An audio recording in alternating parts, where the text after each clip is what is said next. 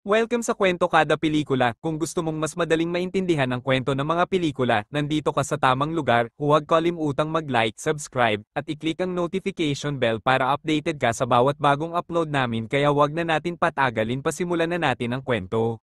Si Richard, isang propesor sa panitikan na haharap sa isang paghahayag na magpapabago ng buhay. Nalaman ni Richard na siya ay may cancer sa baga, at ang kanyang doktor ay naghahatid ng isang malungkot na pagbabala. Maaaring mayroon lamang siyang 6 na buwan upang mabuhay ng walang paggamot.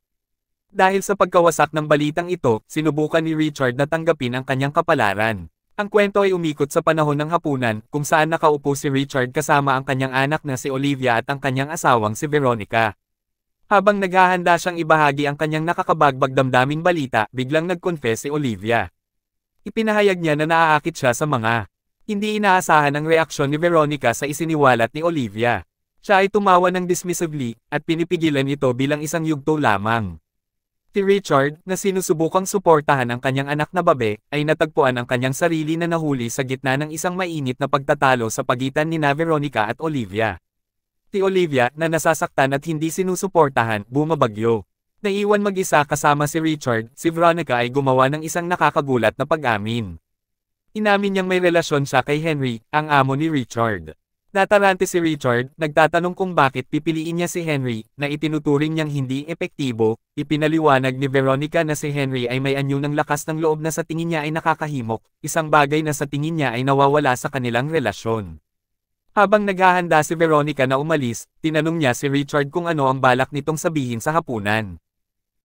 Kinabukasan, hinarap ni Richard ang kanyang mga estudyante sa isang matapang at hindi kinaugalian na pahayag. Nakatayo sa harap ng kanyang klase, itinakda ni Richard ang tono na may malinaw na mensahe. Pinabalangkas niya ang uri ng mga mag-aaral na pinahahalagahan niya, na nagsasabi na ang mga hindi nakakatugon sa mga pamantayang ito ay malugod na tatanggapin na umalis at makakatanggap gradong C. Para sa mga pipiliing manatili, diretso ang inaasahan. Magbasa ng isang libro at sumulat in refleksyon para sa kanilang mga kapantay. Habang tinatapos ni Richard ang kanyang talumpati, halos lahat ng mga estudyante ay nagpasya na umalis, na naiwan lamang ang ilan. Sa mga nananatili, napansin ni Richard ang isang feminist na estudyante, tahimik niyang ipinahayag na hindi siya nababahala sa mga isyu ng feminist sa ngayon at tinatanggihan ang anumang mga talakayan tungkol sa hindi pagkakapantay-pantay ng kasarian. Biglang tinapos ni Richard ang kanyang klase, na nangangailangan ng pahinga para pamahalaan ang kanyang emosyon. Nang maglaon, nagtungo si Richard sa isang bar kung saan nakilala niya ang kanyang matalik na kaibigan, si Peter. Sa pag-inom, ipinagtapat ni Richard kay Peter ang tungkol sa kanyang pakikibaka sa kanyang karamdaman at ang kanyang pagnanais na magpahinga ng ilang oras sa trabaho. Si Pedro, na lubhang nakikiramay, ay nagsisikap na magbigay ng kal-iwan. Ngunit si Richard ay bigo sa awa at hiniling kay Peter na huminto. Kinabukasan, may tapat na pag-uusap sina Richard at Veronica tungkol sa kanilang mga isyu sa pamilya. Iminumungkahi ni Richard na hindi dapat ibahagi ni Veronica ang kanilang mga problema sa pag-aasawa sa kanilang anak na si Olivia.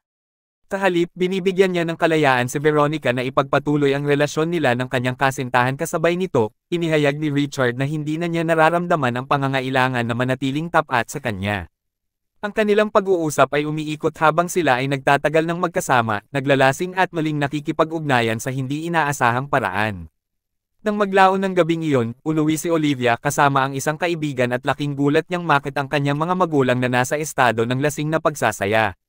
Nang makita ang kaguluhan, nagpasya si Olivia na kunin ang kanyang kaibigan at umalis, na iniwan ang kanyang mga magulang na ipagpatuloy ang kanilang gabi sa kaguluhan. Noong gabing iyon, nagmuni-muni si Veronica sa kanyang reaksyon sa pag-amin ni Olivia at nakaramdam siya ng panghihinayang. Kinabukasan, sa isang lecture, nakipagpulong si Richard sa ilang mga estudyante na piniling manatili sa kanyang klase. Hiniling niya sa isang estudyante na nagngangalang Clara na ipakilala ang kanyang sarili, para lamang matuklasan na siya ay pamangkin ni Henry. Si Henry ang lalaking kasali sa asawa ni Richard. Ibinunyag ni Clara na mayroon din siyang mahirap na relasyon sa kanyang tiyuhin. Sa isang sandali ng camaraderie, iminumungkahi ni Richard na pumunta silang lahat sa isang pub. Sa pub, si Richard ay nakikibahagi sa isang taos-pusong pag-uusap na nagbabahagi ng kanyang mga karanasan sa buhay at payo sa mga batang mag-aaral.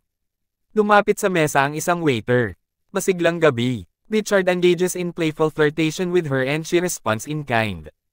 Si Veronica ay nakikitang nag-e-enjoy sa kanyang oras kasama si Henry. Pagbalik ni Richard sa mesa, hiniling niya sa kanyang mga estudyante na mag-iwan ng mapagbigay na tip para sa waitress na nagdaragdag ng huling ugnayan sa kanilang. Ang mga ginawa ni Richard kamakailan ay medyo natulala sa kanyang mga estudyante. Nang maglaon sa isang hapunan ng pamilya, sinubukan ni Richard na ayusin ang kanyang relasyon kay Veronica sa pamamagitan ng pag-alok ng taos-pusong paghingi ng tawad. Si Olivia, ang kanilang anak, ay tinanggapang paghingi ng tawad na minarkahan ang sandali ng pagkakasundo. Sa pagsisimula ng bagong araw ng pasukan, isang feminist na estudyante ang kumausap kay Richard at Samga na natitirang estudyante. Ibinahagi niya ang kanyang mga saloobin sa mga nakatalagang pagbabasa at napansin ni Richard ang isang positibong pagbabago sa kanyang pananaw. Sa isang mas magaan na sandali, isang estudyante ang bumisita sa opisina ni Richard at binigyan siya ng isang libreng brownie na nilagyan ng damo.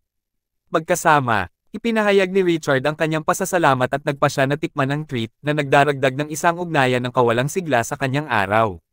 Matapang na kumilos ang estudyanteng nagdala ng brownie, patuloy siyang nanliligaw kay Richard na nagmumungkahi na magkaroon sila ng kasiyahan na. Naiintriga at nasa mapaglarong mood, hiniling ni Richard sa estudyante na buhusan siya ng whiskey at tinanggap ang hindi kinaugalian na alok. Sa bahay, si Richard ay may taos-pusong pakikipag-usap kay Olivia. Tinatanong niya kung masaya ba siya sa piling ng kanyang kasintahan. Tumugon si Olivia ng may kagalakan na nagpapatunay sa kanyang kaligayahan. Si Richard, na antig at ipinagmamalaki, ay nagpahayag ng kanyang kagalakan sa kasiyahan ng kanyang anak na babae. Bumalik sa kolehiyo, dinala ni Richard ang kanyang natitirang mga estudyante sa labas sa damuhan. Doon, nagpapakasawa sila sa mga iligal na sangkap at alkohol na nagtutulak sa mga hangganan ng mga karaniwang aktibidad sa silid-aralan. Hindi na kayang panoorin ni Richard ang pagsira sa sarili, nagpa siya sa pair na mamagitan. Dinala niya si Richard sa isang grupong sumusuporta sa kanser, umaasa na makapagbibigay ito ng kaunting aliw. Gayunpaman, pagkatapos marinig ang mga kwento ng ibang mga pasyente, ibinasura ni Richard ang kanilang mga karanasan, na ipinahayag na ang kanilang oras ay masyadong mahalaga upang sayangin. Nagmumungkahi si Richard ng ibang paraan, iminumungkahi niya na lumabas silang lahat at magsaya. Ang kanyang alok ay sinalubong ng pag-aatubili, dahil walang gustong sumama sa kanya. Hindi napigilan, nagpaalam si Richard sa grupo at nagtungo sa isang pub kasama si Peter. Habang naglalasing sila, nagbahagi si Richard ng isang radical na ideya kay Peter, na inilalantad ang kanyang pinakabagong mga iniisip at plano.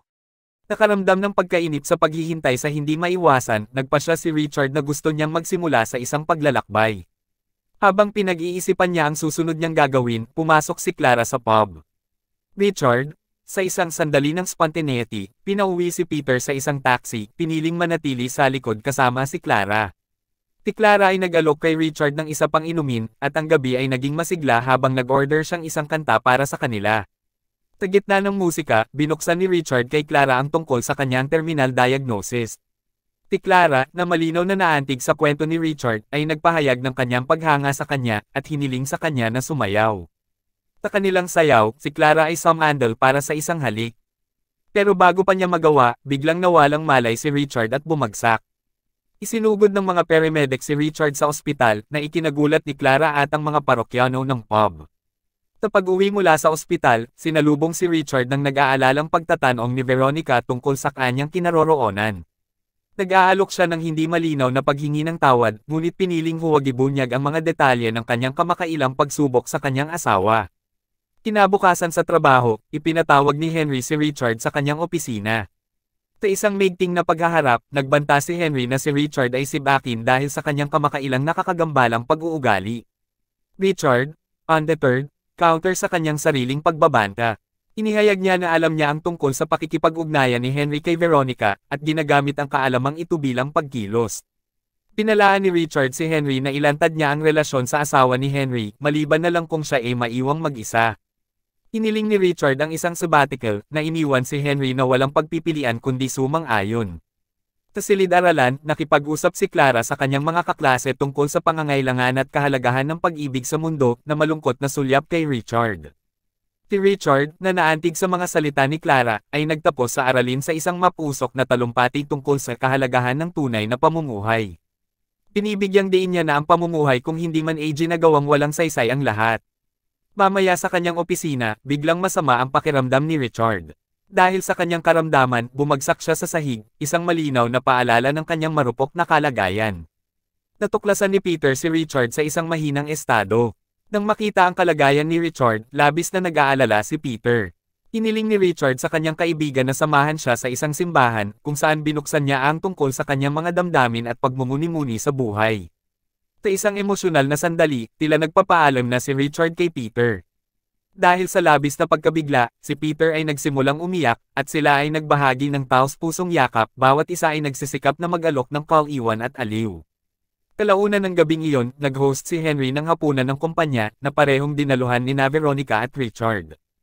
Sa isang dramatikong pagliko ng mga pangyayari, nilapitan ni Richard ang asawa ni Henry at mapusok siyang hinalikan sa harap ng lahat. Sa kabila ng matapang na pagpapakita, si Henry ay nananatiling panlabas na binubuo, na nagpapanggap na parang walang kakaibang nangyari. Habang kumakain, tumayo si Richard at kinausap ang lahat. Payagan niyang ibinunyag ang kanyang karamdaman, gamit ang sandaling iyon upang dahan-daang ipahiwatig ang relasyon ni Henry sa kanyang asawa. Ipinahayag ni Richard ang kanyang pasasalamat kay Peter para sa kanilang matatag na pagkakaibigan at pinagtibay ang kanyang damdamin para kay Veronica. Sinabi niya na mahal niya pa rin siya at nagpapasalamat sa kanilang oras na magkasama. Sa pagtatapos ng gabi, nagpaalam si Richard kay Veronica. Malumanay niyang pinayuhan siya na humanap ng kaligayahan at yakapin siya sa huling pagkakataon. Si Veronica, na puno ng emosyon, ay umiyak habang si Richard ay nakatingin sa kanya ng buong pagmamahal. Naghiwalay sila ng landas na may maanghang na huling hitsura. Pag-uwi, si Richard ay naghahanda ng umalis, ngunit dumating si Olivia bago niya matapos ang pag-iimpake.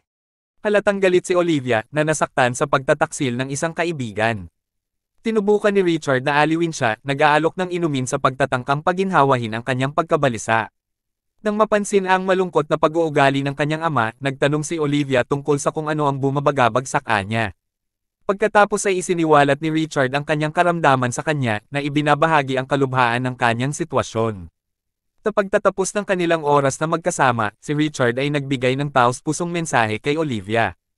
Inihimok niya itong palaging manatiling tapat sa sarili, at ipinahayag kung gaano kalalim ang pagkamis niya sa kanya. Nagmamasid si Olivia mula sa balkonahe habang si Richard ay nakaupo sa kotse, naghahanda na magmaneho palayo. Ang kanilang mga huling sandali na magkasama ay puno ng hindi masabi na mga emosyon. Hinay pa ni Richard si Olivia ng panghuling halik, at pinapanood niya ang pagmamaneho nito. Huminto siya sa isang intersection, nakatingin sa malayo na parang pinag-iisipan ang kanyang mga pagpipilian. Pagkatapos ng ilang sandali ng pagmumuni-muni, dumiretso siya sa unahan, determinadong kumawi ng sarili niyang landas. At doon nagtatapos ang pelikula. Salamat sa panunood. Tandaan na mag-subscribe sa aming channel para sa higit pang nilalaman. See you sa susunod na video.